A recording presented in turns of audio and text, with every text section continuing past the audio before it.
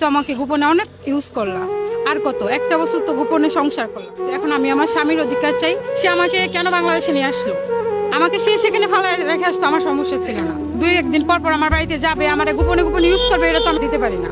একটা পুরুষের 4টা বিয়ে যায় যাচ্ছে, উনি আমাকে এভাবে বোঝাইছে। ওখানে মৌখিক ভাবে কাজের মাধ্যমে বিয়ে করে, ওই বিয়েটা বৈধ, কারণ ওইটা হয়েছে ইসলামের শরীয়ত মোতাবেক হয়েছে, হয়তো বা সেখানে কোনো কাগজ ছিল না।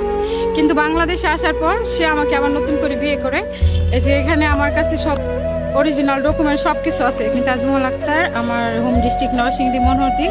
আমি প্রবাসী ছিলাম। আমার হাজব্যান্ড আমাকে প্রবাসী 1 বছর সংসার করে আমাকে মিথ্যা প্রবলন দেখায় সংসার কইরা বাংলাদেশে নিয়ে আসে গত 14 ফেব্রুয়ারি। 14 ফেব্রুয়ারি আমাকে বাংলাদেশে নিয়ে আসা, সে আমাকে আবার নতুন করে বিয়ে করে 10 লাখ টাকা দেন মোহর দিয়ে সে আমাকে বিয়ে করে ওনার বাড়িতে এখন আমি জানাইলে যে তুমি তো আমাকে গোপনে অনেক ইউজ করলা, আর কত, একটা বছর তো গোপনে সংসার করলাম, তুমি তোমার বাড়িতে জানাও। এভাবে